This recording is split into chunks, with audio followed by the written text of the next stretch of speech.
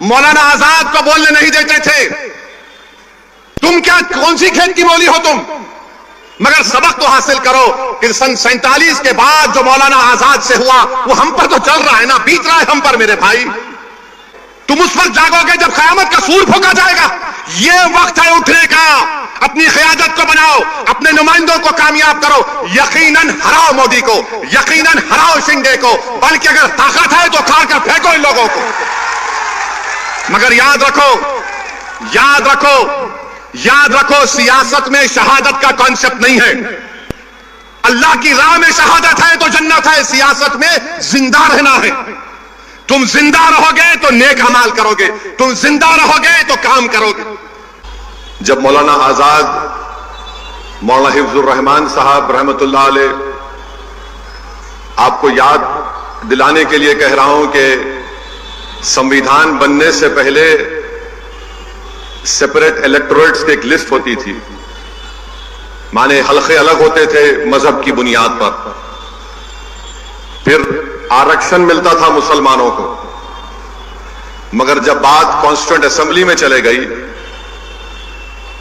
मुल्क का विभाजन हुआ, पार्टीशन हुआ, जब मुल्क के दो टुकड़े किए जा रहे थे, तो ये बार बार जो ताकतें और तंजीमें इस मुल्क की सेकुलरिज्म के दुश्मन रही है, वो तंजीमें जो इस मुल्क की आजादी में अपना कोई रोल अदा नहीं किए, जैसा कि आरएसएस, वो बार बार भारत के सबसे बड़ी अक़लियत मुसलमानों पर इल्जाम लगाते हैं कि तुम्हारी वजह से मुल्क का विभाजन हुआ, तुम लोग इस देश को छोड़ के चले जाओ। आप और हम सुनते हैं इन लोगों की जबानों से। तो जब मुल्क का विभाजन हो रहा था, बल्कि उससे पहले मौलाना आजाद कांग्रेस के सदर थे, मौलाना आजाद अपनी किताब इंडिया विंस फ्रीडम, जिसको उन्होंने वसीयत की कि मेरे मरने के 30 साल के बाद इसको छापना चाहिए, उस किताब में मौलाना आजाद लिखते हैं कि मुझे बड़ी तकलीफ हुई। मैं ये समझ रहा था कि उस वक्त अंग्रेजों से एक जमाने में कैबिनेट प्लान मंजूर हुआ था कि कांग्रेस पार्टी उसको मंजूर करेगी, और मंजूर हो गया था। जब नेहरू कांग्रेस के सदर बने, पहले तो मौलाना आजाद को जब उन्होंने एक बयान दिया था इस बारे में, तो उनको मजबूर कर कर कांग्रेस की सदारत से हटाया गया। और फिर उसके बाद मैं आपको तारीख का हवाला देकर कह रहा हूं कि गांधी ने, महात्मा गांधी ने नेहरू को खत लिखकर कहा कि अब अगर किसी मुसलमान को सदर बनाना है तो ऐसे आदमी को बनाओ जो हमारी बात को सुनता है। मौलाना आजाद नेहरू के उस बयान पर नाराज हुए कि कैबिनेट प्लान को नेहरू ने कहा कि नहीं, मैं नहीं मानता इसको। मौलाना आजाद ने कहा कि कांग्रेस की वर्किंग कमेटी को बुलाओ। जब वर्किंग कमेटी में यह बात मौलाना आजाद ने कही कि तुम ये बात कैसे कह सकते हो, ये तो पार्टी का फैसला था, तो जवाहरलाल नेहरू ने कहा कि देखो ये बड़ी एम्बैरेसिंग बात हो जाएगी, शर्मिंदगी की बात हो जाएगी कि एक पार्टी के सदर की बात को तुम लोग रद्द कर रहे हो। फिर उसके बाद जब मुल्क के दो टुकड़े होने जा रहे थे, तो मौलाना आजाद अपनी किताब में लिखते हैं कि मैं दौड़ा नेहरू के पास, नाउम्मीद हो गया। मैं दौड़ा गांधी के पास, नाउम्मीद हो गया। मौलाना आजाद ने कहा कि मैं तकलीफ में था कि मुल्क के क्यों दो टुकड़े किए जा रहे हैं। मुल्क के दो टुकड़े हो गए। जब संविधान बनाने की बात आई, और जब संविधान बनाने की उस कमेटी में मुसलमानों के लिए रिजर्वेशन की बात आई, तो मौलाना आजाद लिखते हैं, क्या लिखते हैं कि जब मैं और मौलाना हिफ्जुर रहमान मुसलमानों के लिए आरक्षण की बात करते, तो पटेल मुसलमानों से तजम्मुल साहब होते थे, और एक मोहतरमा होती थी, उनका नाम याद नहीं आ रहा मुझे, सरदार पटेल, इन दोनों को बोलते उठो जवाब दो, आजाद का और हिफ्जुर रहमान साहब का। और वो लोग खड़े होकर क्या बोलते, आजाद देश के हित में बात करो, देश के हित में नहीं है कि मुसलमानों को रिजर्वेशन मिले। आजाद बोलते थे कि कम से कम रिजर्वेशन दे दो। तो आजाद की बात नहीं सुनी गई मौलाना आजाद की, और मौलाना आजाद ने तारीखी जुमला कहा था कि ये कॉन्स्टिट्यूएंट असेंबली मेरे लिए एक नया कैद खाना बन गई, मेरे लिए एक नया कैद खाना बन गई, क्योंकि वो अंग्रेजों के जमाने में कई मरतबा जेल में थे। ये आरएसएस संघी के लोग जेल नहीं गए थे, मौलाना आजाद जेल में रहते थे 10-10 महीने, 11-11 महीने, 9-9 महीने, एक नहीं सैकड़ों मरतबा जेल को गए। वो शख्स को यह कहा गया, तजम्मुल को उठाया गया, कोई मोहतरमा को उठाया गया, उन्होंने कहा नहीं नहीं नहीं। आज क्या होता है, आज अगर कोई मुसलमानों के लिए संविधान के दायरे में कोई बात करता है तो जिस तरह वहां पर तजम्मुल को उठाया गया था, ऐसे कई लोगों को उठाया जाता है। ये भड़काऊ भाषण दे रहा है, इसकी बात का यकीन मत करो। फिर मौलाना आजाद एजुकेशन के मिनिस्टर बन गए, तो एजुकेशन के मिनिस्टर जब वो बन गए, रिजर्वेशन की एक कमेटी थी, उसमें उस वक्त के नाम निहाद मुसलमानों को कमेटी का मेंबर बना दिया गया।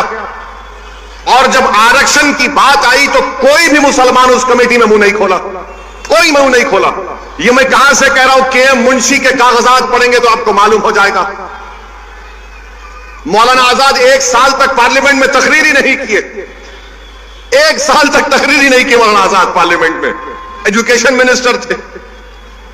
मेरे अजीज दोस्तों और बुजुर्गों, यही मुंबई की एक तारीखी शख्सियत जो आज नहीं हमारे दरमियान में, जिनको मैं बहुत चाहता था, बहुत करीब था उनसे मैं, अब्दुल गफूर नूरानी साहब से, अल्लाह उनकी मग़फ़िरत करे।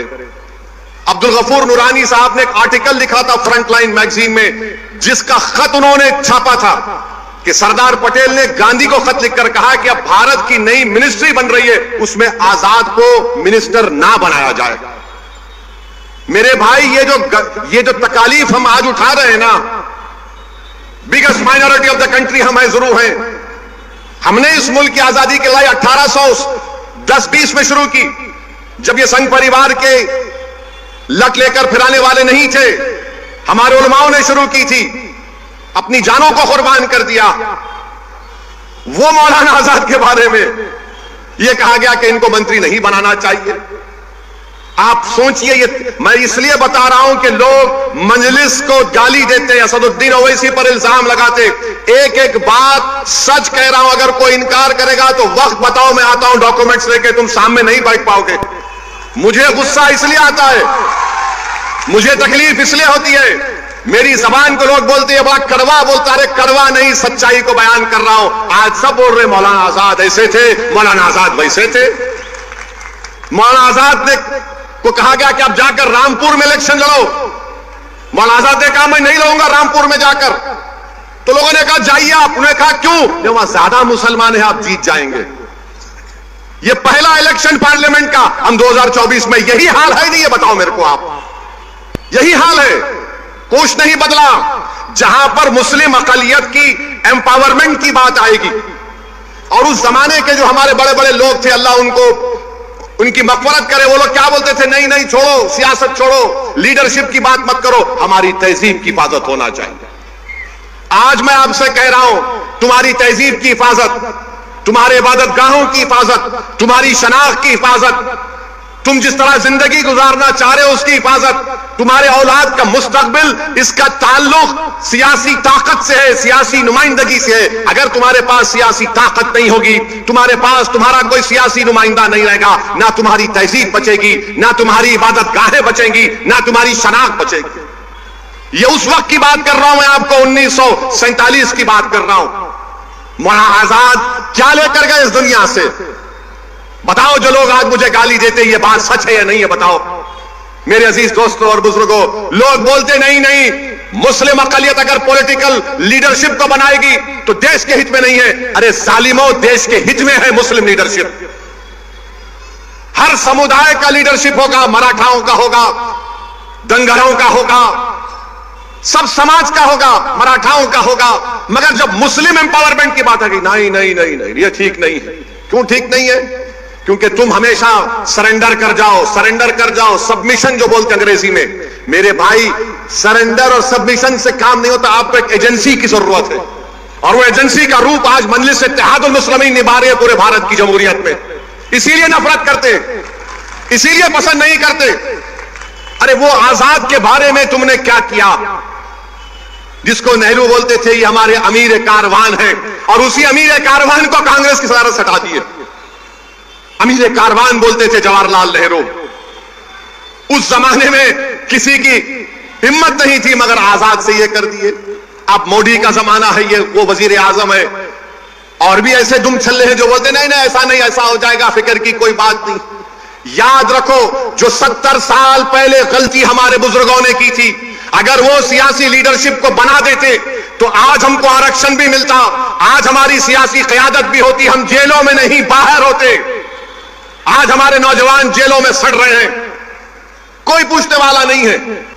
सरजमीन दक्कन पर पुलिस एक्शन हुआ, पंडित सुंदरलाल की रिपोर्ट है, नेहरू लाइब्रेरी में जाकर पढ़िए। सुंदरलाल ने लिखा कि हैदराबाद में जो पुलिस एक्शन हुआ तो 40,000 से ज्यादा लोगों का कत्लेआम हुआ, और यही कांग्रेस पार्टी ने मौलाना आजाद को मजबूर कर दिया बोलने के लिए हां ये तो एक्शन का रिएक्शन है।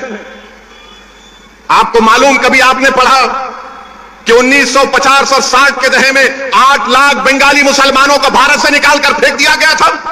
तुमने पढ़ा कहीं पर? तुमको कोई नहीं बोलेंगे, मैं बता रहा हूं कब हुआ था ये। श्रीनगर में हजरत बल में नबी करीम सल्लल्लाहु अलैहि वसल्लम के मुंह मुबारक का एक वहां पर एक हादसा हो गया था, पूरे मुल्क में तूफान उठा तो 8 लाख को बाहर कर दिया गया। किसने निकाल दिया था? आसाम से जाओ डिटेंशन सेंटर में डालो इनको, बाद में नेहरू को वापस लेना पड़ा। अरे तारीख हम पढ़ते हैं, अगर हमारी जबान कड़वी है तो तुम्हारे जुल्म की वजह से है। अगर हम कहते हैं कि आपकी सियासी लीडरशिप होना इसलिए कि हमारे बुजुर्गों को नुकसान पहुंचा, तो मेरी आपसे दमन गुजारिश है कि मेरी इन बातों पर आप गौर करिए। यहां से आपको अपने नुमाइंदों को कामयाब करना है, और जब बात नुमाइंदों की आती है, मैं बड़ी तकलीफ के आप लोगों के सामने अर्ज कर रहा हूं, बुरा मत मानिए, सच्चाई को बयान कर रहा हूं, मुझे माफ कर दीजिए। 20 साल के बाद 2019 में एक अल्पसंख्यक समाज का मुसलमान इम्तियाज जलील औरंगाबाद से खासदार बना, और जब 2024 का चुनाव आया तो पूरे मिल गए, दोनों शिवसेना मिल गए, दोनों राष्ट्रवादी मिल गए, पुरानी पार्टी मिल गई, हां बीजेपी मिल गई, पांचों मिलकर इम्तियाज को हरा दिए। सबका एक ही मकसद था, कोई भी जीत जाए मगर इम्तियाज ना जीते। 20 साल के बाद एक सांसद बना, एक एमपी बना, उसको हरा दिए। मैं आपसे अपील कर रहा हूं, उससे सबक हासिल करो। आप देखो किस तरह की नफरत महाराष्ट्र में हमारे देश में हो गई। 48 लोकसभा की सीट में एक ही पार्टी ने एक ही एमपी को रिपीट किया तो सबने मिलकर उसको हरा दिया, और ये लोग आकर बोलते हैं सेकुलरिज्म है, फुला है, इसको हराओ, उसको जिताओ, ये खतरनाक है। बेझिझक बेखौफ होकर पूरे इत्मीनान और एतमाद के साथ आप मजलिस इत्तेहादुल मुस्लिमीन के उम्मीदवार को अपना वोट डालिए। और मैं आपको बता रहा हूं, ये ओवैसी की गारंटी है। बात है, बताइए, आप एमएलए हो, तुम आमदार हो, तुम कोई हर्राज का सामान थोड़ी हो कि तुम इधर चले जाओगे कभी उधर चले जाओगे। और पॉलिटिकल रिप्रेजेंटेशन की अहमियत क्या है, मैं फिर से बता रहा हूं आपको। नरेंद्र मोदी ने वक्फ बिल का कानून पेश किया, नीतीश कुमार के पास सिर्फ 13 या 14 एमपी, कितने आसिम बेखार, 13 या 16, 13 है।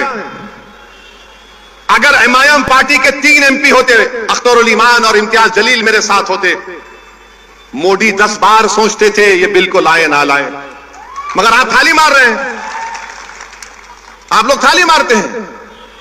अगर हमारे 3 एमपी होते, वो कानून या वो बिल नहीं आता जिसके जरिए नरेंद्र मोदी उनकी सरकार वक्फ को खत्म करना चाहते हैं पूरे भारत में। कोई जायदाद वक्फ की नहीं रहेगी, मेरी बात मैं जिम्मेदारी के साथ कह रहा हूं, कोई जायदाद नहीं रहेगी वक्फ की। कलेक्टर को इतना पावर दे दिया जाएगा कि कोई भी कलेक्टर के पास जाकर बोलेगा, कलेक्टर साहब ये जो यतीम खाना है, ये जो खानखा है, ये जो दरगाह है, ये जो मस्जिद है, ये वक्फ नहीं है।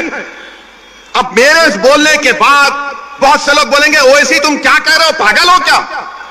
कोई भी जाकर बोल देगा, अरे ये कानून में लिखा है, इस बिल में लिखा है, क्या लिखा है कि कोई भी रोड चलता आदमी जिसका वक्फ से कोई ताल्लुक नहीं होगा, वो जाकर कलेक्टर को बोलेगा इंक्वायरी ऑर्डर करो। कलेक्टर जैसे इंक्वायरी ऑर्डर करेगा, उसमें कोई टाइम लिमिट नहीं है। जब कलेक्टर इंक्वायरी लिखेगा, इंक्वायरी कंप्लीट होने तक वो प्रॉपर्टी वक्फ की नहीं रहेगी। आप तो चले गई प्रॉपर्टी आपके हाथ से, दरगाह आपके हाथ से निकल गई, खानकाह आपके हाथ से निकल गई, मस्जिदें आपके हाथ से निकल जाएंगी, कब्रिस्तान आपके हाथ से निकल जाएगा। इस तरह का गंदा बिल इस भारत की पार्लियामेंट में मोदी ने पेश किया। और आपको मालूम वक्फ बाय यूजर, उसका मतलब यह है कि अगर कोई बरसों से किसी चीज को इस्तेमाल कर रहा है तो वक्फ बाय यूजर है। और यही प्रोविजन हिंदू धर्म में भी है। हिंदू धर्म की लॉ की मशहूर किताब बीके मुखर्जी, उसमें लिखते हैं बाय यूसेज ये मंदिर की बन जाती है। ओडिशा के एंडोमेंट में, आंध्रा, तेलंगाना के, तमिलनाडु के एंडोमेंट में यह वक्फ बाय यूजर का कॉन्सेप्ट है। मगर मोदी बोल रहे नहीं रहेगा। उसका नुकसान क्या होगा? मोदी बोल रहे डॉक्यूमेंट लेकर आओ। अगर आपके इलाके में 200 साल पुरानी मस्जिद है, कहां डॉक्यूमेंट मिलेगा? कहां डॉक्यूमेंट मिलेगा? हाजी अली की दरगाह पर दावे पेश करते हैं, वो खैर वो ट्रस्ट में है, मगर वहां पर भी जाके बोलेंगे नहीं नहीं नहीं है। क्या करेंगे आप? मेरे भाई, इस तरह का बिल पेश किया, उस वक्त इतनी तकलीफ हुई कि मेरा रोंगटा पुकार पुकार कर कह रहा था कि क्या हो गया इन लोगों को जो 14.5 करोड़ है और 5 को नहीं जिता सकते। अपनी मस्जिद को बचाने के लिए, दरगाहों को बचाने के लिए, खानखाओं को बचाने के लिए तुम कब तक लड़ोगे? बताओ मेरे को। अरे मैं खराब हूं तो खत्म कर दो, मुझे हटा दो, मुझे इस दुनिया से निकाल दो, मगर तुम तो कायद बनो, तुम इत्तेहाद पैदा करो। कब तक तुम इस डर में रहोगे वो जीतेगा, ये जीतेगा? अरे कोई भी जीते उसको तुम्हारी मस्जिद से क्या मतलब? कोई भी जीते उसको तुम्हारी शनाख्त से क्या मतलब? कोई भी जीते वो तुमको क्या इंसाफ करेगा?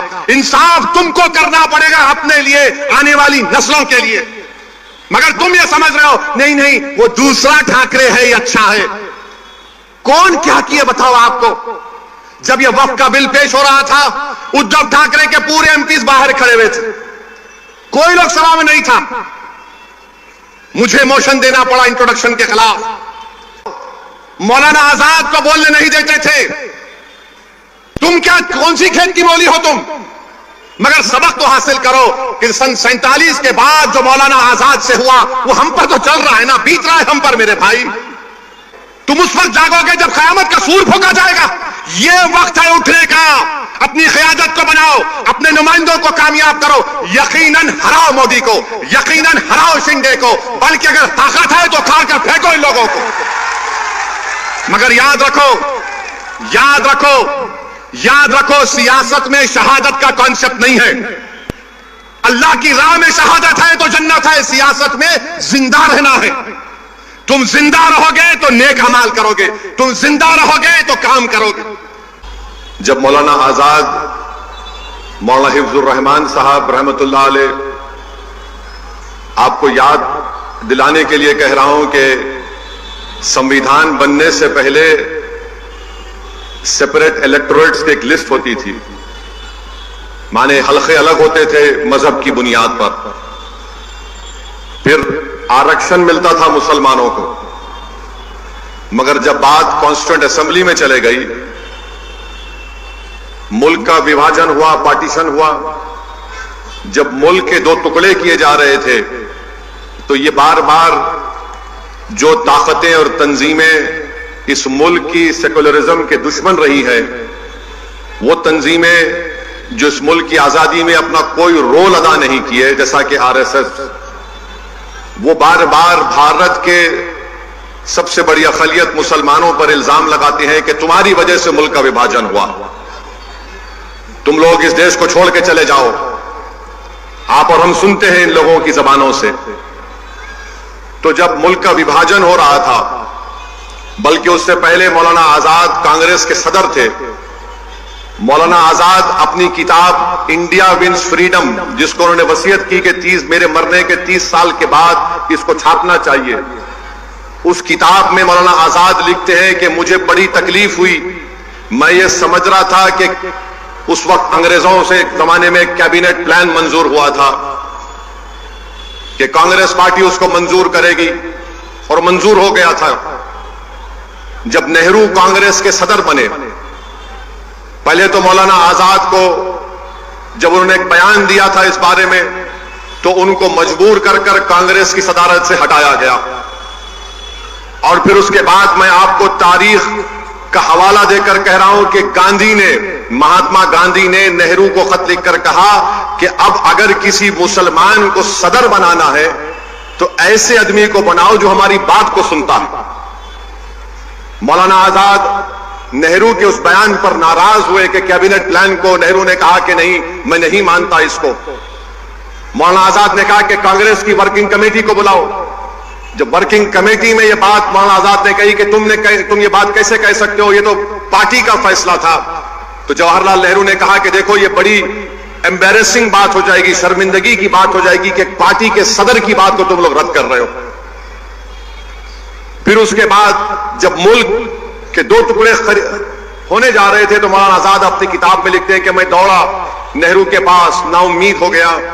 मैं दौड़ा गांधी के पास, नाउम्मीद हो गया। मौलाना आजाद ने कहा कि मैं तकलीफ में था कि मुल्क के क्यों दो टुकड़े किए जा रहे हैं।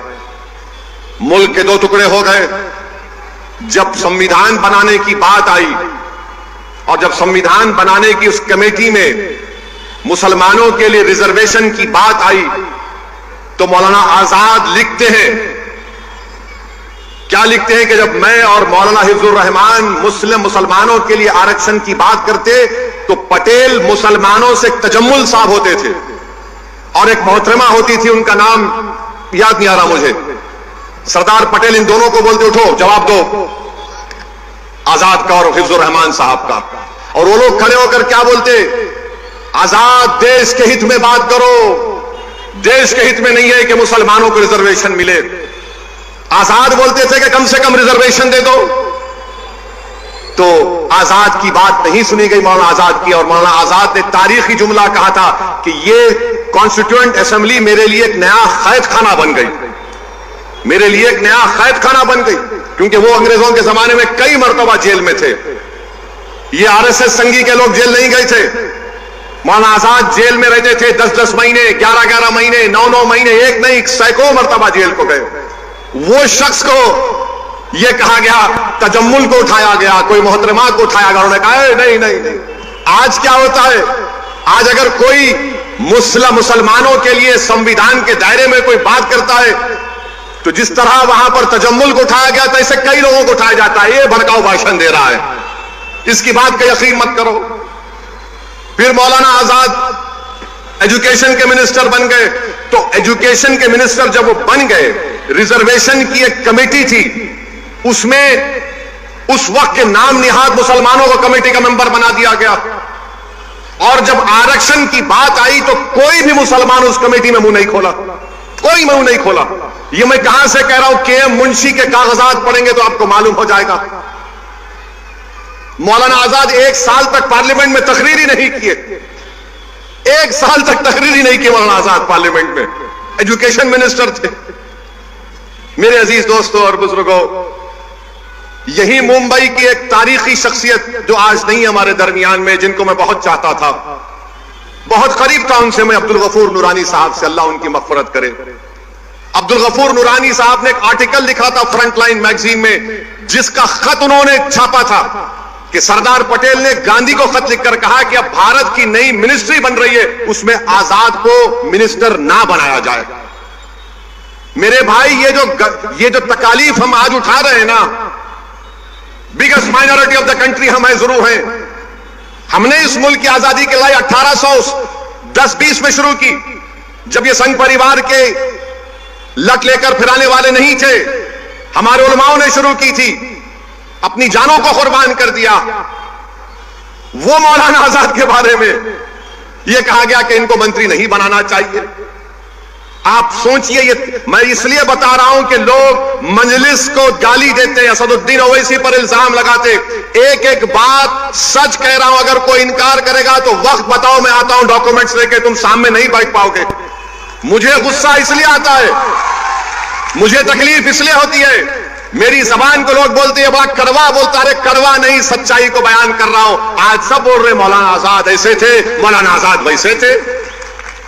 मौलाना आजाद ने को कहा गया कि आप जाकर रामपुर में इलेक्शन लड़ो। मौलाना आजाद ने कहा मैं नहीं लड़ूंगा रामपुर में जाकर।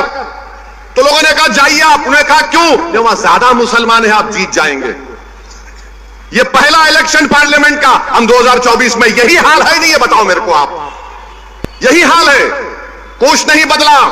जहां पर मुस्लिम अकलियत की एम्पावरमेंट की बात आएगी, और उस जमाने के जो हमारे बड़े बड़े लोग थे, अल्लाह उनकी मगफरत करे। वो लोग क्या बोलते थे, नहीं नहीं छोड़ो, सियासत छोड़ो, लीडरशिप की बात मत करो, हमारी तहजीब की हिफाजत होना चाहिए। आज मैं आपसे कह रहा हूं, तुम्हारी तहजीब की हिफाजत, तुम्हारे इबादतगाहों की हिफाजत, तुम्हारी शनाख्त की हिफाजत, तुम जिस तरह जिंदगी गुजारना चाह रहे हो उसकी हिफाजत, तुम्हारे औलाद का मुस्तकबिल, इसका ताल्लुक सियासी ताकत से है, सियासी नुमाइंदगी से है। अगर तुम्हारे पास सियासी ताकत नहीं होगी, तुम्हारे पास तुम्हारा कोई सियासी नुमाइंदा नहीं रहेगा, ना तुम्हारी तहजीब बचेगी, ना तुम्हारी इबादतगाहें बचेंगी, ना तुम्हारी शनाख्त बचेगी। ये उस वक्त की बात कर रहा हूं मैं आपको, 1947 की बात कर रहा हूं।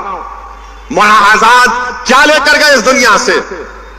बताओ, जो लोग आज मुझे गाली देते, ये बात सच है या नहीं है, बताओ मेरे अजीज दोस्तों और बुजुर्गों। लोग बोलते नहीं नहीं, मुस्लिम अकलियत अगर पॉलिटिकल लीडरशिप को बनाएगी तो देश के हित में नहीं है। अरे जालिमों, देश के हित में है मुस्लिम लीडरशिप।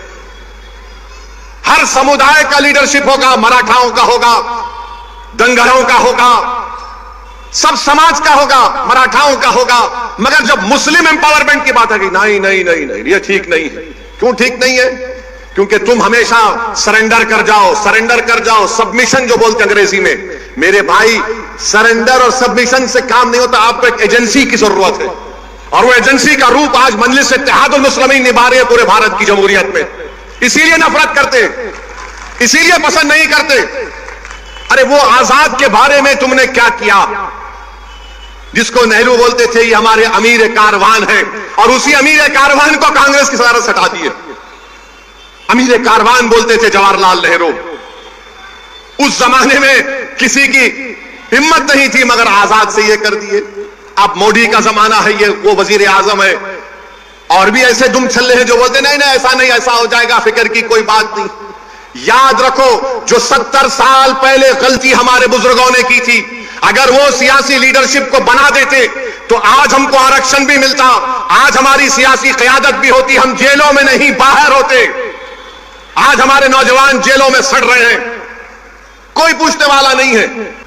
सरजमीन दक्कन पर पुलिस एक्शन हुआ, पंडित सुंदरलाल की रिपोर्ट है, नेहरू लाइब्रेरी में जाकर पढ़िए। सुंदरलाल ने लिखा कि हैदराबाद में जो पुलिस एक्शन हुआ तो 40,000 से ज्यादा लोगों का कत्लेआम हुआ, और यही कांग्रेस पार्टी ने मौलाना आजाद को मजबूर कर दिया बोलने के लिए, हां ये तो एक्शन का रिएक्शन है।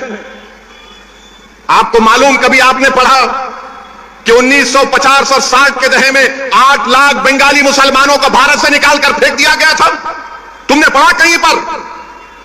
तुमको कोई नहीं बोलेंगे, मैं बता रहा हूं कब हुआ था ये। श्रीनगर में हजरत बल में नबी करीम सल्लल्लाहु अलैहि वसल्लम के मुंह मुबारक का एक वहां पर एक हादसा हो गया था। पूरे मुल्क में तूफान उठा तो 8 लाख को बाहर कर दिया गया। किसने निकाल दिया था? आसाम से जाओ डिटेंशन सेंटर में डालो इनको, बाद में नेहरू को वापस लेना पड़ा। अरे तारीख हम पढ़ते हैं, अगर हमारी जबान कड़वी है तो तुम्हारे जुल्म की वजह से है। अगर हम कहते हैं कि आपकी सियासी लीडरशिप होना इसलिए कि हमारे बुजुर्गों को नुकसान पहुंचा, तो मेरी आपसे दमन गुजारिश है कि मेरी इन बातों पर आप गौर करिए।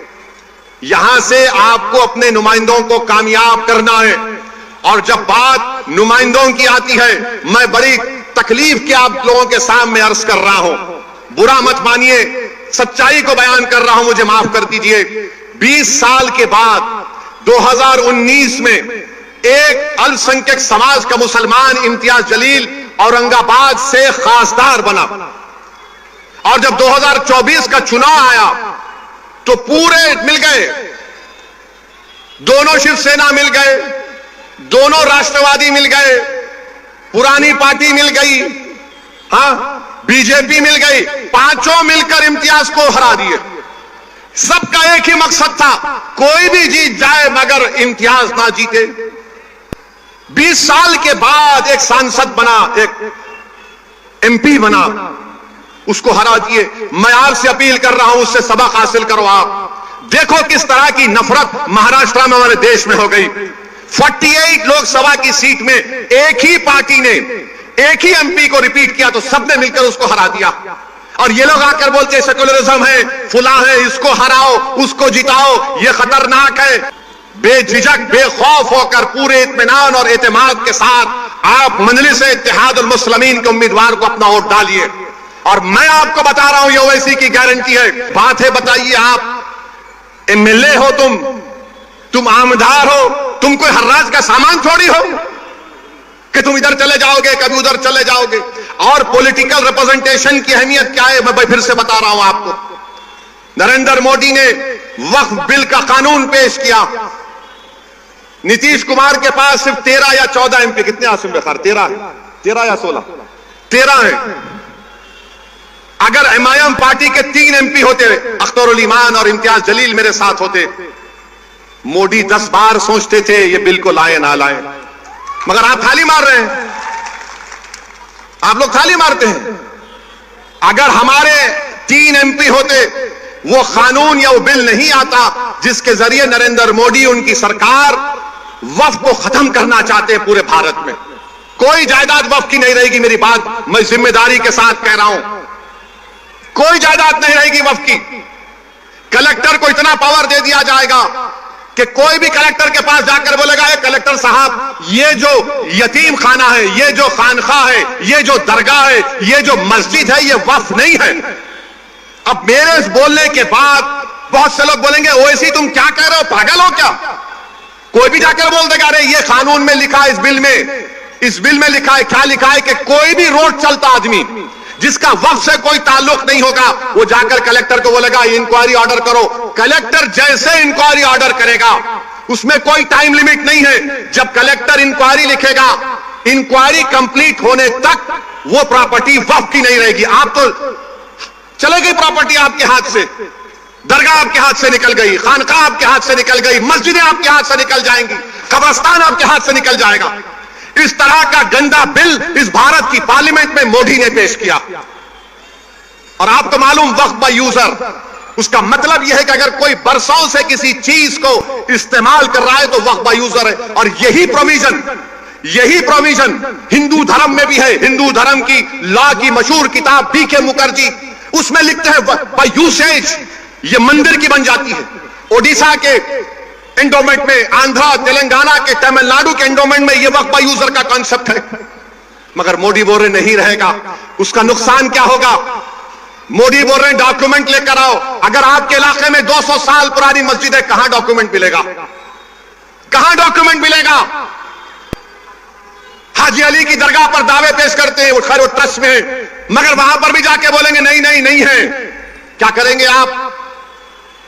मेरे भाई, इस तरह का बिल पेश किया, उस वक्त इतनी तकलीफ हुई कि मेरा रोंगटा पुकार कर कह रहा था कि क्या हो गया इन लोगों को जो 14.5 करोड़ है, 5 को नहीं जिता सकते। अपनी मस्जिद को बचाने के लिए, दरगाहों को बचाने के लिए, खानखाओं को बचाने के लिए तुम कब तक लड़ोगे बताओ मेरे को? अरे मैं खराब हूं तो खत्म कर दो, मुझे हटा दो, मुझे दुनिया से निकाल दो, मगर तुम तो कायद बनो, तुम इत्तेहाद पैदा करो। कब तक तुम इस डर में रहोगे वो जीतेगा, ये जीतेगा? अरे कोई भी जीते उसको तुम्हारी मस्जिद से क्या मतलब? कोई भी जीते उसको तुम्हारी शनाख्त से क्या मतलब? कोई भी जीते वो तुमको क्या इंसाफ करेगा? इंसाफ तुमको करना पड़ेगा अपने लिए, आने वाली नस्लों के लिए। मगर तुम ये समझ रहे हो नहीं वो दूसरा ठाकरे है, ये अच्छा है। कौन क्या किए बताओ आपको? जब यह वक्फ का बिल पेश हो रहा था, उद्धव ठाकरे के पूरे एमपीज बाहर खड़े हुए थे, कोई लोग सभा में नहीं था। मुझे मोशन देना पड़ा इंट्रोडक्शन के खिलाफ। मौलाना आजाद को बोलने नहीं देते थे। तुम क्या, कौन सी खेत की मौली हो तुम? मगर सबक तो हासिल करो कि सन 47 के बाद जो मौलाना आजाद से हुआ वो हम पर तो चल रहा है ना, बीत रहा है हम पर मेरे भाई। तुम उस वक्त जागोगे जब कयामत का सूर फूंका जाएगा। ये वक्त है उठने का। अपनी क़यादत को बनाओ, अपने नुमाइंदों को कामयाब करो। यकीनन हराओ मोदी को, यकीनन हराओ शिंदे को, बल्कि अगर ताकत है तो उखाड़ कर फेंको इन लोगों को। मगर याद रखो सियासत में शहादत का कॉन्सेप्ट नहीं है। अल्लाह की राह में शहादत है तो जन्नत है, सियासत में जिंदा रहना है। तुम जिंदा रहोगे तो नेक अमाल करोगे, तुम जिंदा रहोगे तो काम करोगे।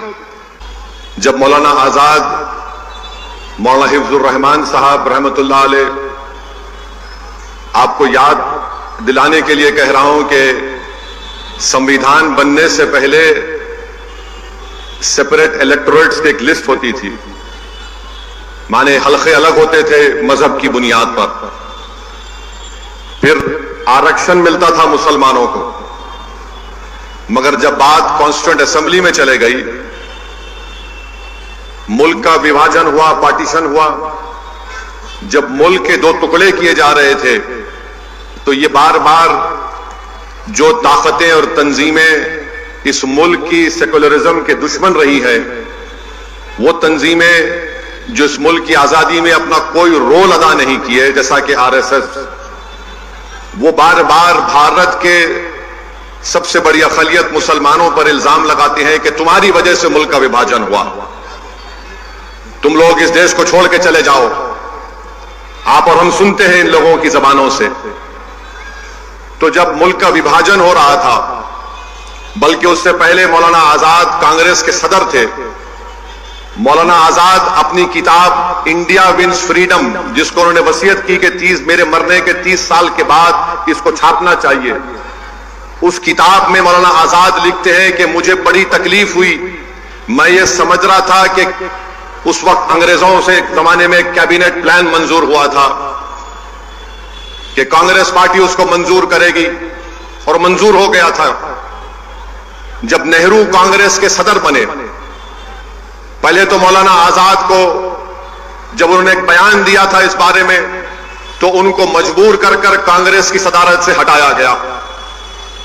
और फिर उसके बाद मैं आपको तारीख का हवाला देकर कह रहा हूं कि महात्मा गांधी ने नेहरू को खत लिखकर कहा कि अब अगर किसी मुसलमान को सदर बनाना है तो ऐसे आदमी को बनाओ जो हमारी बात को सुनता है।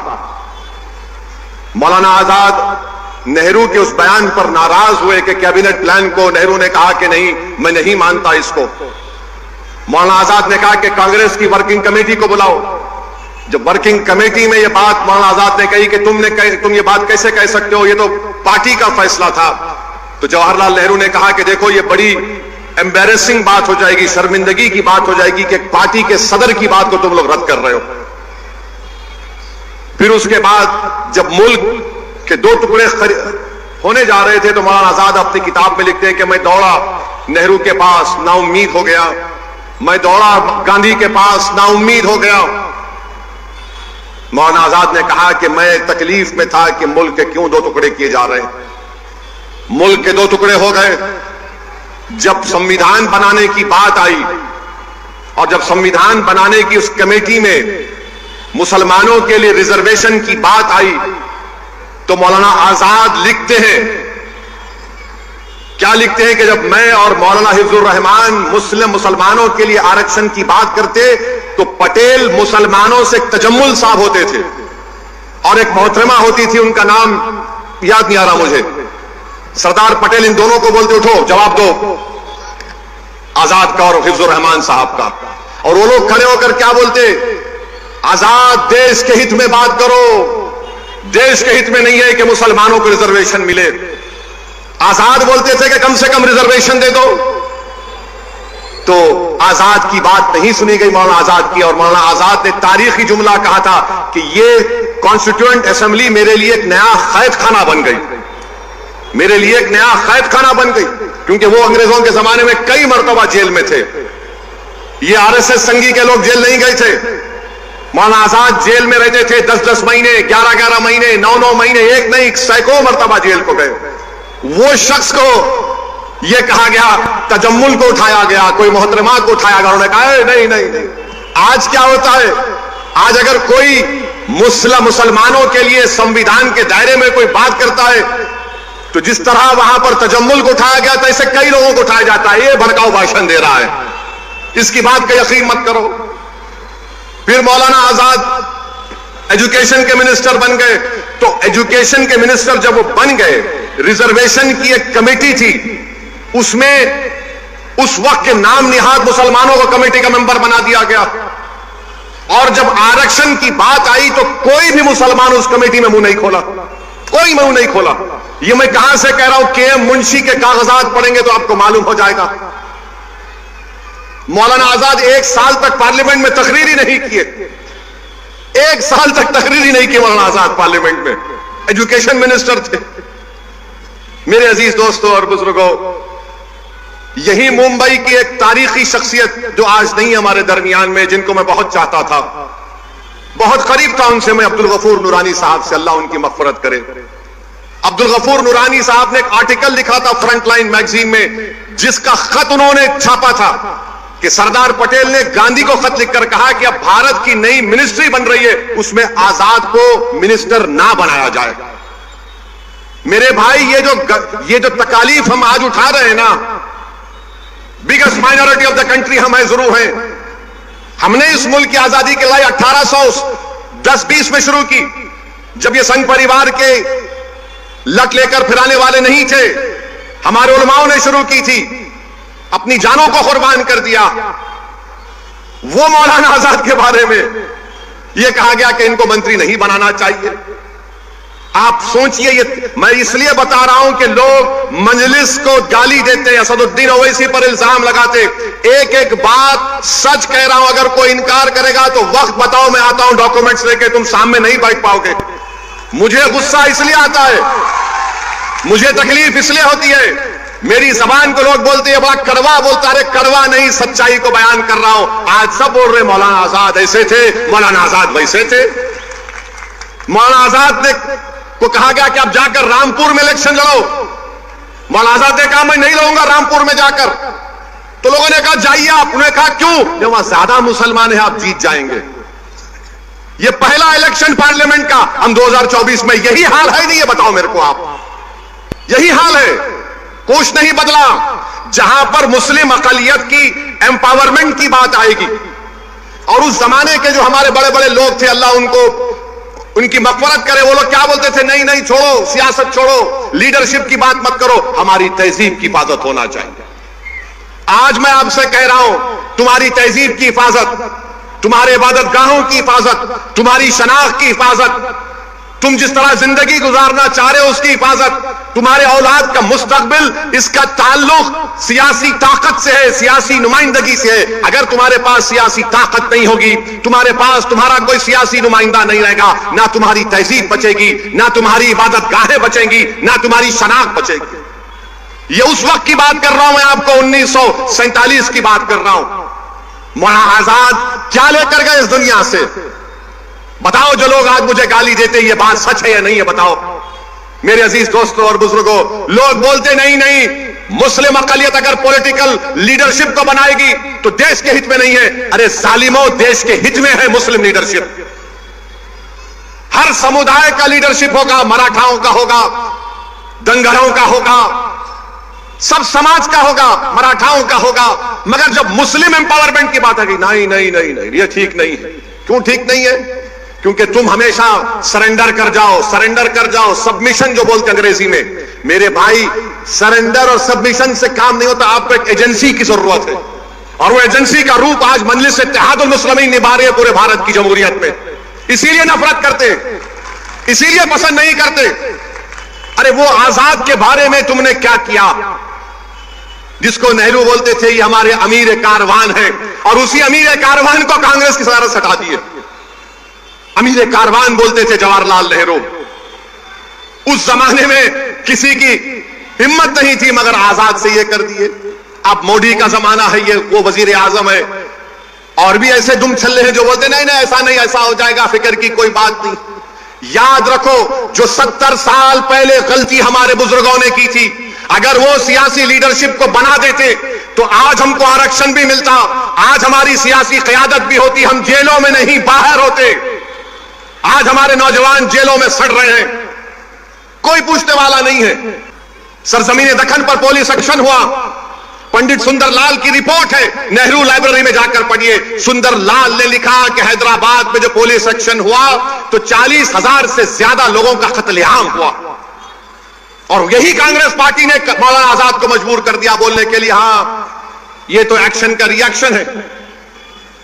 आपको मालूम, कभी आपने पढ़ा कि 1950 और 60 के दशक में 8 लाख बंगाली मुसलमानों को भारत से निकालकर फेंक दिया गया था?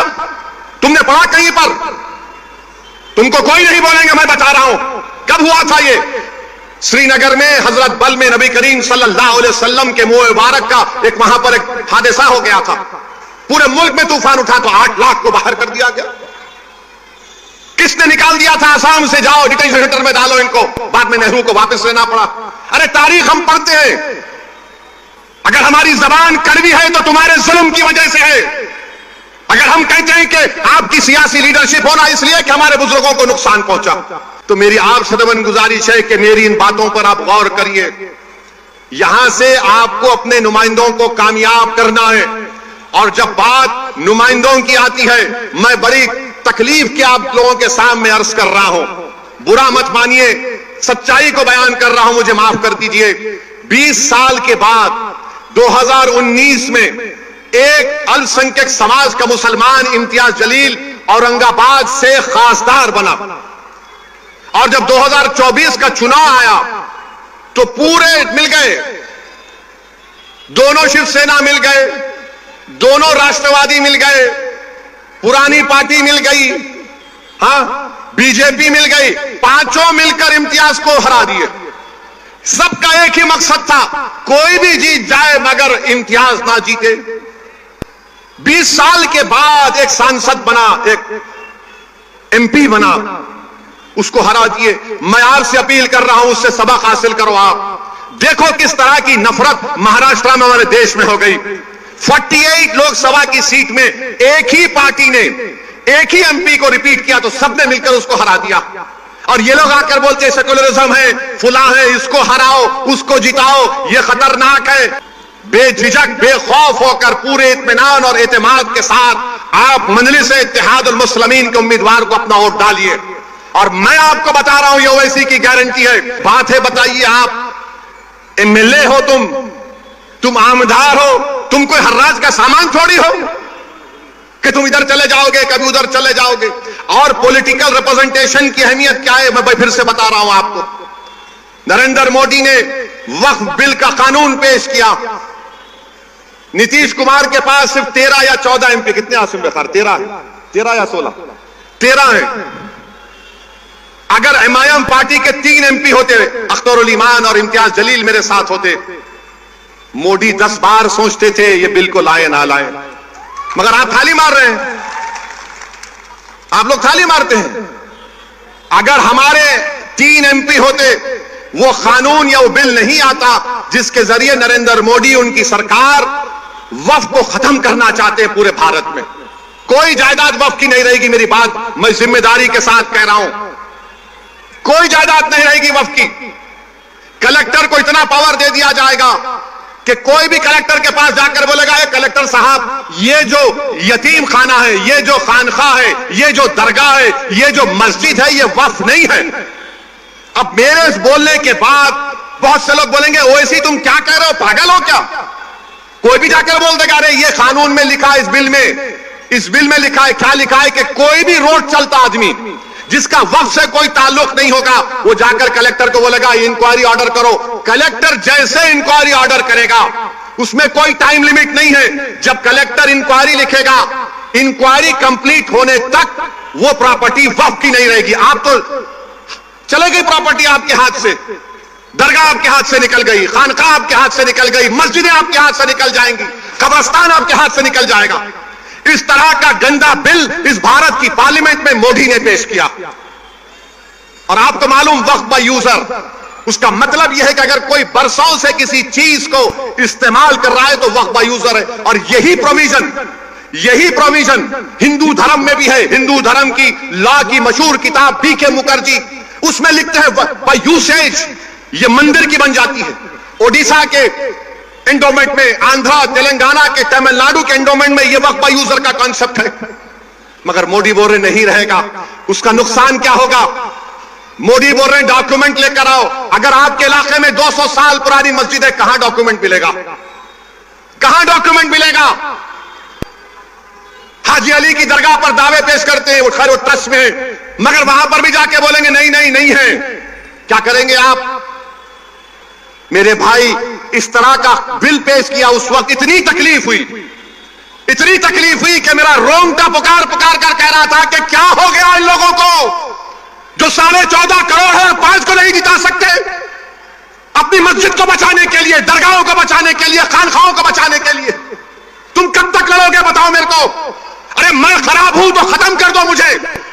हटा दो मुझे, इस दुनिया से निकाल दो, मगर तुम तो कायद बनो, तुम इत्तेहाद पैदा करो। कब तक तुम इस डर में रहोगे वो जीतेगा ये जीतेगा? अरे कोई भी जीते उसको तुम्हारी मस्जिद से क्या मतलब, कोई भी जीते उसको तुम्हारी शनाख्त से क्या मतलब, कोई भी जीते वो तुमको क्या इंसाफ करेगा? इंसाफ तुमको करना पड़ेगा अपने लिए, आने वाली नस्लों के लिए। मगर तुम ये समझ रहे हो नहीं नहीं वो दूसरा ठाकरे है ये अच्छा है। कौन क्या किए बताओ आपको? जब ये वक्फ का बिल पेश हो रहा था, उद्धव ठाकरे के पूरे एमपीज बाहर खड़े हुए थे, कोई लोग सभा में नहीं था। मुझे मोशन देना पड़ा इंट्रोडक्शन के खिलाफ। मौलाना आजाद को बोलने नहीं देते थे। तुम क्या कौन सी खेत की मौली हो तुम? मगर सबक तो हासिल करो कि सन 47 के बाद जो मौलाना आजाद से हुआ वो हम पर तो चल रहा है ना, बीत रहा है हम पर मेरे भाई। तुम उस वक्त जागोगे जब कयामत का सूर फूंका जाएगा। ये वक्त है उठने का। अपनी क़यादत को बनाओ, अपने नुमाइंदों को कामयाब करो। यकीनन हराओ मोदी को, यकीनन हराओ शिंदे को, बल्कि अगर ताकत है तो खार कर फेंको इन लोगों को। मगर याद रखो, याद रखो, याद रखो, सियासत में शहादत का कॉन्सेप्ट नहीं है। अल्लाह की राह में शहादत है तो जन्नत है, सियासत में जिंदा रहना है। तुम जिंदा रहोगे तो नेक अमाल करोगे, तुम जिंदा रहोगे तो काम करोगे। जब मौलाना आजाद, मौलाना हिफ्जुर रहमान साहब रहमतुल्लाह अलैह, आपको याद दिलाने के लिए कह रहा हूं कि संविधान बनने से पहले सेपरेट इलेक्टोरेट्स की एक लिस्ट होती थी, माने हल्के अलग होते थे मजहब की बुनियाद पर। फिर आरक्षण मिलता था मुसलमानों को। मगर जब बात कॉन्स्टिट्यूएंट असेंबली में चले गई,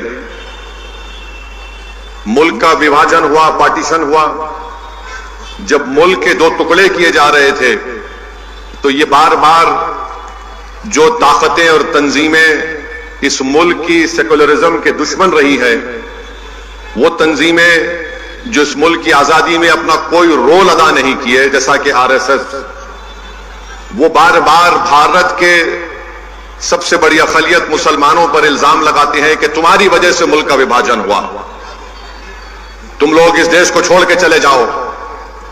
आप और हम सुनते हैं इन लोगों की जबानों से। तो जब मुल्क का विभाजन हो रहा था, बल्कि उससे पहले मौलाना आजाद कांग्रेस के सदर थे, मौलाना आजाद अपनी किताब इंडिया विंस फ्रीडम, जिसको उन्होंने वसीयत की कि मेरे मरने के 30 साल के बाद इसको छापना चाहिए, उस किताब में मौलाना आजाद लिखते हैं कि मुझे बड़ी तकलीफ हुई। मैं ये समझ रहा था कि उस वक्त अंग्रेजों से एक जमाने में एक कैबिनेट प्लान मंजूर हुआ था कि कांग्रेस पार्टी उसको मंजूर करेगी, और मंजूर हो गया था। जब नेहरू कांग्रेस के सदर बने, पहले तो मौलाना आजाद को जब उन्होंने एक बयान दिया था इस बारे में, तो उनको मजबूर कर कर कांग्रेस की सदारत से हटाया गया। और फिर उसके बाद मैं आपको तारीख का हवाला देकर कह रहा हूं कि गांधी ने, महात्मा गांधी ने नेहरू को खत लिखकर कहा कि अब अगर किसी मुसलमान को सदर बनाना है तो ऐसे आदमी को बनाओ जो हमारी बात को सुनता है। मौलाना आजाद नेहरू के उस बयान पर नाराज हुए कि कैबिनेट प्लान को नेहरू ने कहा कि नहीं, मैं नहीं मानता इसको। मौलाना आजाद ने कहा कि कांग्रेस की वर्किंग कमेटी को बुलाओ। जब वर्किंग कमेटी में यह बात मौलाना आजाद ने कही कि तुम ये बात कैसे कह सकते हो, ये तो पार्टी का फैसला था, तो जवाहरलाल नेहरू ने कहा कि देखो ये बड़ी एम्बेरेसिंग बात हो जाएगी, शर्मिंदगी की बात हो जाएगी कि पार्टी के सदर की बात को तुम लोग रद्द कर रहे हो। फिर उसके बाद जब मुल्क के दो टुकड़े होने जा रहे थे, तो मौलाना आजाद अपनी किताब में लिखते हैं कि मैं दौड़ा नेहरू के पास, नाउम्मीद हो गया। मैं दौड़ा गांधी के पास, नाउम्मीद हो गया। मौलाना आजाद ने कहा कि मैं तकलीफ में था कि मुल्क के क्यों दो टुकड़े किए जा रहे हैं। मुल्क के दो टुकड़े हो गए जब संविधान बनाने की बात आई, और जब संविधान बनाने की उस कमेटी में मुसलमानों के लिए रिजर्वेशन की बात आई, तो मौलाना आजाद लिखते हैं, क्या लिखते हैं कि जब मैं और मौलाना हिफ्जुर रहमान मुसलमानों के लिए आरक्षण की बात करते, तो पटेल मुसलमानों से तजम्मुल साहब होते थे, और एक मोहतरमा होती थी, उनका नाम याद नहीं आ रहा मुझे, सरदार पटेल इन दोनों को बोलते उठो जवाब दो, आजाद का और हिफ्जुर रहमान साहब का।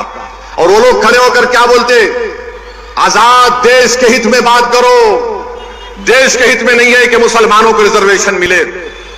आजाद बोलते थे कि कम से कम रिजर्वेशन दे दो। तो आजाद की बात नहीं सुनी गई मौलाना आजाद की, और मौलाना आजाद ने तारीखी जुमला कहा था कि ये कॉन्स्टिट्यूएंट असेंबली मेरे लिए एक नया कैद खाना बन गई, मेरे लिए एक नया कैद खाना बन गई, क्योंकि वो अंग्रेजों के जमाने में कई मरतबा जेल में थे। ये आरएसएस संघी के लोग जेल नहीं गए थे। मौलाना आजाद जेल में रहते थे 10-10 महीने, 11-11 महीने, 9-9 महीने, एक नहीं सैकड़ों मरतबा जेल को गए। वो शख्स को यह कहा गया, तजम्मुल को उठाया गया, कोई मोहतरमा को उठाया गया, उन्होंने कहा नहीं नहीं नहीं। आज क्या होता है, आज अगर कोई मुसलमानों के लिए संविधान के दायरे में कोई बात करता है तो जिस तरह वहां पर तजम्मुल को उठाया गया था, ऐसे कई लोगों को उठाया जाता है। ये भड़काऊ भाषण दे रहा है, इसकी बात का यकीन मत करो। फिर मौलाना आजाद एजुकेशन के मिनिस्टर बन गए। तो एजुकेशन के मिनिस्टर जब वो बन गए, रिजर्वेशन की एक कमेटी थी, उसमें उस वक्त के नाम निहाद मुसलमानों को कमेटी का मेंबर बना दिया गया। और जब आरक्षण की बात आई तो कोई भी मुसलमान उस कमेटी में मुंह नहीं खोला, कोई मुंह नहीं खोला। ये मैं कहां से कह रहा हूं, के एम मुंशी के कागजात पढ़ेंगे तो आपको मालूम हो जाएगा। मौलाना आजाद 1 साल तक पार्लियामेंट में तकरीर ही नहीं किए, 1 साल तक तकरीर ही नहीं की मौलाना आजाद पार्लियामेंट में, एजुकेशन मिनिस्टर थे। मेरे अजीज दोस्तों और बुजुर्गों, यही मुंबई की एक तारीखी शख्सियत जो आज नहीं हमारे दरमियान में, जिनको मैं बहुत चाहता था, बहुत करीब था उनसे मैं, अब्दुल गफूर नूरानी साहब से, अल्लाह उनकी मग़फ़िरत करे। अब्दुल गफूर नूरानी साहब ने एक आर्टिकल लिखा था फ्रंटलाइन मैगजीन में, जिसका खत उन्होंने छापा था कि सरदार पटेल ने गांधी को खत लिखकर कहा कि अब भारत की नई मिनिस्ट्री बन रही है, उसमें आजाद को मिनिस्टर ना बनाया जाए। मेरे भाई, ये जो तकालीफ हम आज उठा रहे हैं ना, biggest minority of the country हम हैं, जरूर हैं। हमने इस मुल्क की आजादी के लिए 1810-20 में शुरू की, जब ये संघ परिवार के लट लेकर फिराने वाले नहीं थे। हमारे उलमाओं ने शुरू की थी, अपनी जानों को कुर्बान कर दिया। वो मौलाना आजाद के बारे में यह कहा गया कि इनको मंत्री नहीं बनाना चाहिए। आप सोचिए, ये मैं इसलिए बता रहा हूं कि लोग मजलिस को गाली देते हैं, असदुद्दीन ओवैसी पर इल्जाम लगाते। एक एक बात सच कह रहा हूं, अगर कोई इनकार करेगा तो वक्त बताओ, मैं आता हूं डॉक्यूमेंट्स लेके, तुम सामने नहीं बैठ पाओगे। मुझे गुस्सा इसलिए आता है, मुझे तकलीफ इसलिए होती है, मेरी जबान को लोग बोलते हैं बड़ा कड़वा बोलता, अरे कड़वा नहीं, सच्चाई को बयान कर रहा हूं। आज सब बोल रहे मौलाना आजाद ऐसे थे, मौलाना आजाद वैसे थे। मौलाना आजाद ने को कहा गया कि आप जाकर रामपुर में इलेक्शन लड़ो। मौलाना आजाद ने कहा मैं नहीं लड़ूंगा रामपुर में जाकर। तो लोगों ने कहा जाइए आप। उन्होंने कहा क्यों? जब वहां ज्यादा मुसलमान है, आप जीत जाएंगे। ये पहला इलेक्शन पार्लियामेंट का, हम 2024 में, यही हाल है नहीं? ये बताओ मेरे को आप, यही हाल है, कुछ नहीं बदला। जहां पर मुस्लिम अकलियत की एम्पावरमेंट की बात आएगी, और उस जमाने के जो हमारे बड़े बड़े लोग थे, अल्लाह उनकी मग़फ़िरत करे, वो लोग क्या बोलते थे, नहीं नहीं छोड़ो, सियासत छोड़ो, लीडरशिप की बात मत करो, हमारी तहजीब की हिफाजत होना चाहिए। आज मैं आपसे कह रहा हूं, तुम्हारी तहजीब की हिफाजत, तुम्हारे इबादत गाहों की हिफाजत, तुम्हारी शनाख्त की हिफाजत, तुम जिस तरह जिंदगी गुजारना चाह रहे हो उसकी हिफाजत, तुम्हारे औलाद का मुस्तकबिल, इसका ताल्लुक सियासी ताकत से है, सियासी नुमाइंदगी से है। अगर तुम्हारे पास सियासी ताकत नहीं होगी, तुम्हारे पास तुम्हारा कोई सियासी नुमाइंदा नहीं रहेगा, ना तुम्हारी तहजीब बचेगी, ना तुम्हारी इबादत गाहें बचेंगी, ना तुम्हारी शनाख्त बचेगी। ये उस वक्त की बात कर रहा हूं मैं आपको, 1947 की बात कर रहा हूं। मौलाना आजाद क्या लेकर गए इस दुनिया से? बताओ, जो लोग आज मुझे गाली देते हैं, ये बात सच है या नहीं है? बताओ मेरे अजीज दोस्तों और बुजुर्गों। लोग बोलते नहीं नहीं, मुस्लिम अकलियत अगर पॉलिटिकल लीडरशिप को बनाएगी तो देश के हित में नहीं है। अरे जालिमों, देश के हित में है मुस्लिम लीडरशिप। हर समुदाय का लीडरशिप होगा, मराठाओं का होगा, दंगरों का होगा, सब समाज का होगा, मराठाओं का होगा। मगर जब मुस्लिम एम्पावरमेंट की बात आएगी, नहीं नहीं नहीं नहीं, ये ठीक नहीं है। क्यों ठीक नहीं है? क्योंकि तुम हमेशा सरेंडर कर जाओ, सरेंडर कर जाओ, सबमिशन जो बोलते अंग्रेजी में, मेरे भाई, सरेंडर और सबमिशन से काम नहीं होता, आपको एक एजेंसी की जरूरत है, और वो एजेंसी का रूप आज मजलिस इत्तेहादुल मुस्लिमीन निभा रही है पूरे भारत की जमहूरियत में। इसीलिए नफरत करते, इसीलिए पसंद नहीं करते।